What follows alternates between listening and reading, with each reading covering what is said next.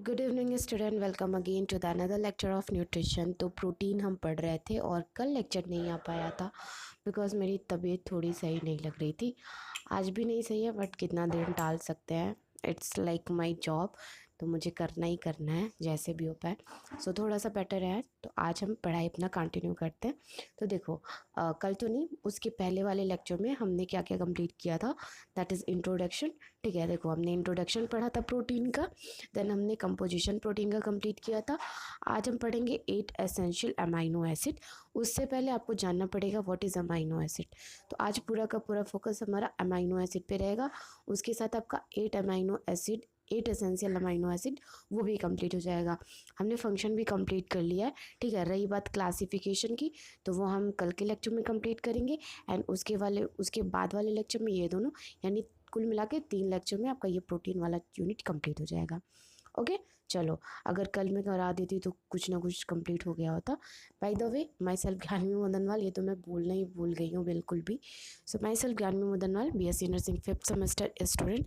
Yes, I am student, लेकिन मैं 5th semester में हूँ, तो मेरे लिए ये सब्जेक्ट थोड़ा सा मतलब नया नहीं है। मैं ये बहुत बार पढ़ चुकी हूँ और ये सब्जेक्ट हर एक छोटे छोटे सब्जेक्ट में कहीं ना कहीं वैल्यू रखता है। जैसे अभी हम कम्युनिटी पढ़ रहे हैं, कम्युनिटी में पूरा का पूरा एक चैप्टर इस न्यूट्रिशन के बारे में।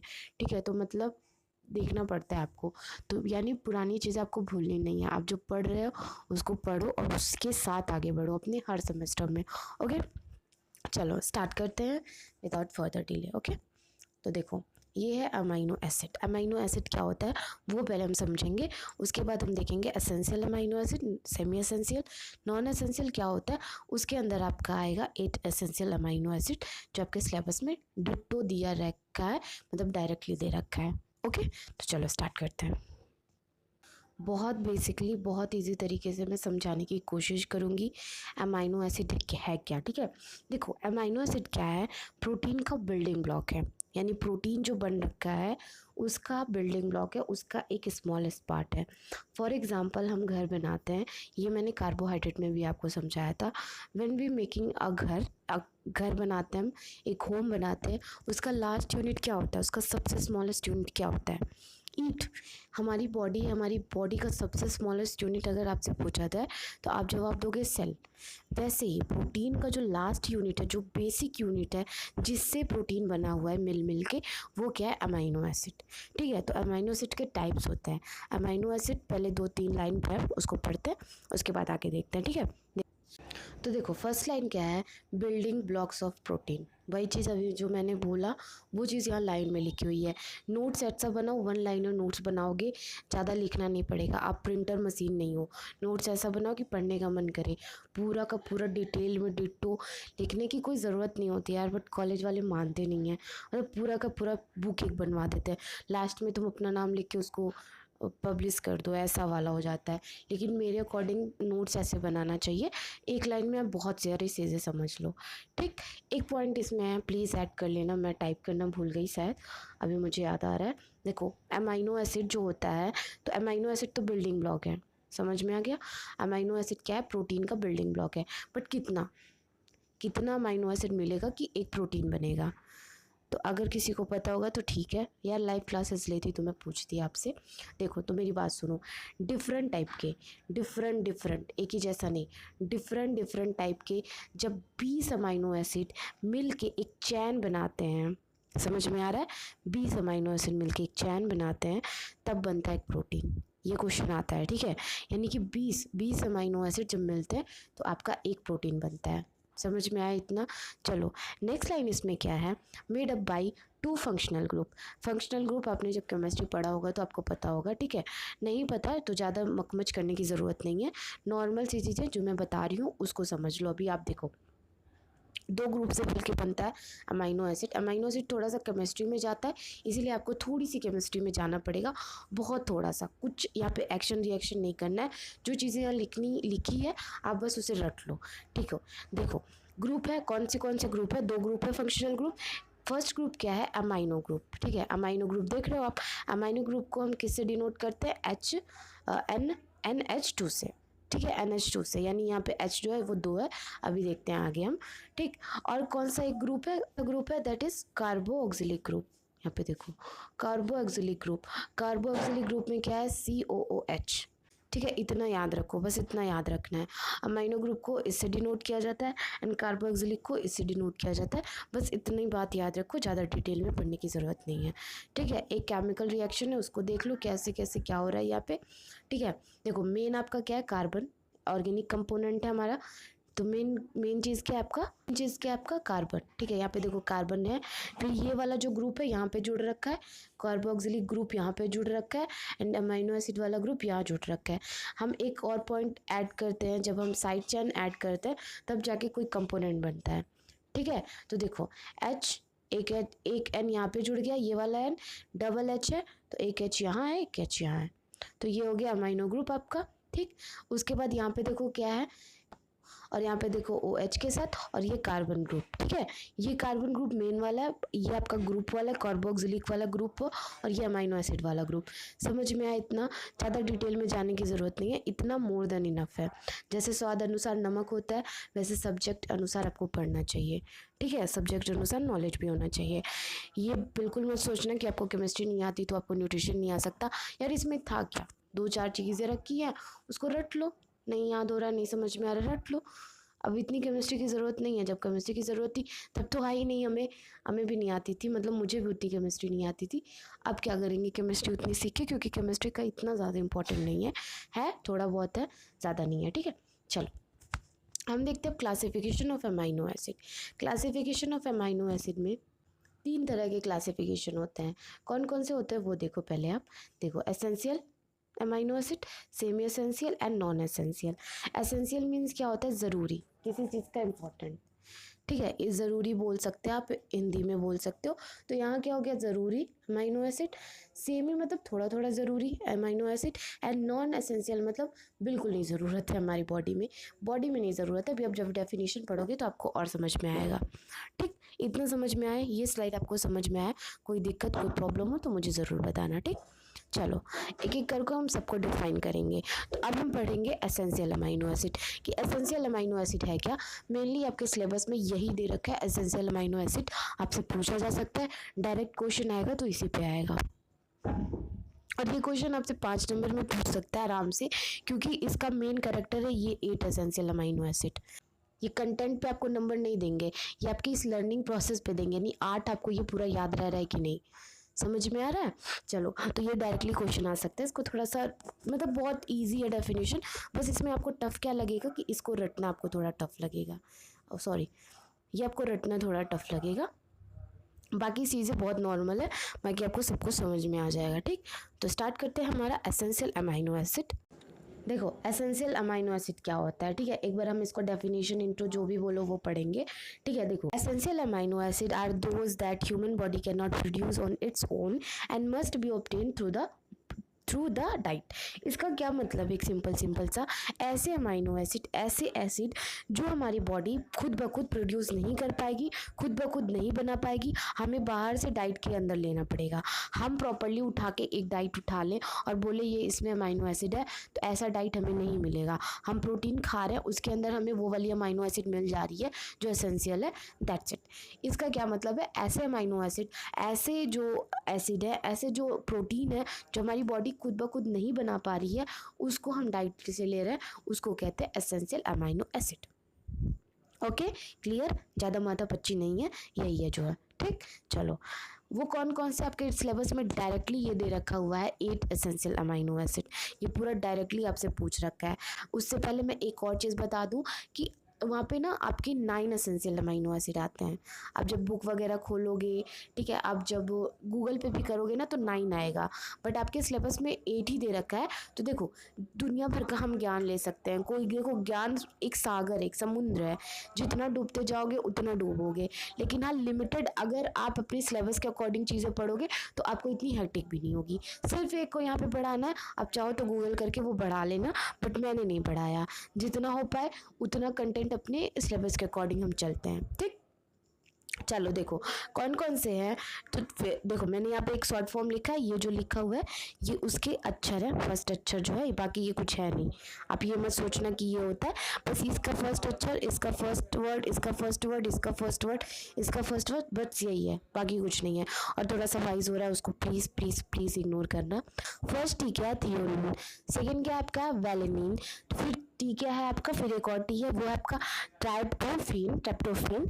फिर आई फॉर क्या है, आइसोल्यूशिन। एल फॉर क्या है, ल्यूशिन। एल फॉर क्या है, लाइसिन। फिर फॉर क्या है, फियोलोलिन।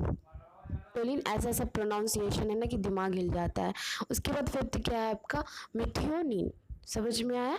ये है आपका 8 एसेंशियल अमाइनो एसिड। इसका कोई रास्ता नहीं है, आपको इसको रटना पड़ेगा, तो प्लीज़ रट जाना, ठीक है, घोल के पी जाना। टिप्स एंड टिक्स में एक चीज़ और है कि आपको याद रहे सीरियल वाइज लाइन वाइज, उसके लिए एक छोटा सा टिप है, वो देख लो आप क्या है। हमारे जो पीएम साहब है वो टीवी में बहुत बिजी रहते हैं, बिजी मतलब बहुत ज़्यादा दिखते हैं टीवी में। हमारे जब भी मैं छोटी थी, जब मनमोहन सिंह थे पीएम, मैं उनको बहुत कम देखती थी टीवी में। अब तो मोदी के बारे में मतलब इतनी सारी चीज़ें आ गई हैं मोदी जी के बारे में कि वो टीवी पे छाए रहते हैं। तो टिल मतलब क्या होता है, तब तक, ठीक है। तो टीवी पे हैं मोदी जी, इस तरीके से आप याद रख सकते हो। दैट इज टी वी, फिर आपका टी था, यहाँ पे देखो, फिर आपका टी था, फिर आपका टी था, फिर आई था, यहाँ पे देखो T I L, leucine, lysine, P M, ठीक। ये है। अभी देखो आप जब गूगल करोगे और अपनी बुक वगैरह देखोगे तो वहाँ पे 9 एसेंशियल अमाइनो एसिड देता है, 9 एसेंशियल अमाइनो एसिड। अब मैंने क्यों नहीं लिखा, बुक ने क्यों नहीं लिखा, देखो ज्ञान जो है ना एक समुद्र की तरह है, इतना बड़ा है, इतना गहरा है कि तुम जितना जाते जाओगे उतना कम है, उतना कम है। मे बी 9 नहीं है, उससे ज़्यादा होगा, बट गूगल करोगे तो भी आपको 9 ही देगा। क्या करना है, एक आके बढ़ाना है। आप गूगल करके इतना काम कर लेना, एक आके बढ़ा लेना। बट मैं जो सोचती हूँ कि being a second semester student, being a nursing student, जो चीज़ आपके लिए ज़रूरी है, जो जानना आपके लिए ज़रूरी है, वो आपके सिलेबस में आपको डिस्क्राइब कर दिया गया है। तो मुझे नहीं लगता, मैं कभी नहीं करती, मैं फर्स्ट सेमेस्टर से 5th सेमेस्टर में पहुँच गई हूँ, बट मैं कभी नहीं ऐसा सोचती हूँ कि मुझे एक्स्ट्रा, मतलब देखो एक्स्ट्रा मैं पढ़ती हूँ, लेकिन हाँ एक बार सिलेबस कंप्लीट होने के बाद मुझे पता चल गया ना 8 एसेंशियल अमाइनो एसिड क्या होता है। इफ़ आई गूगल, मुझे गूगल में कुछ मिलता है तो मैं वही साइड में लिख लेती हूँ, बट उसको मैं सिलेबस के अंदर मिक्स नहीं करती हूँ, क्योंकि जितना कॉम्प्लिकेटेड बनाओगे किसी चीज़ को, वो कॉम्प्लिकेटेड और बनता जाएगा। बी इजी, चिल विल करते जाओ, पढ़ते जाओ, बस यही मेरा एक लाइफ का मंत्र है। तो तुमको मिलेगा, जाहिर सी बात है मिलेगा, तो आप उसको आराम से एक और बना के लिख सकते हो। बट अभी आपके लिए being a second semester student इतना इंपॉर्टेंट है आपके लिए, ठीक। चलो स्टार्ट करते हैं हम अपना second, and that is semi essential amino acid.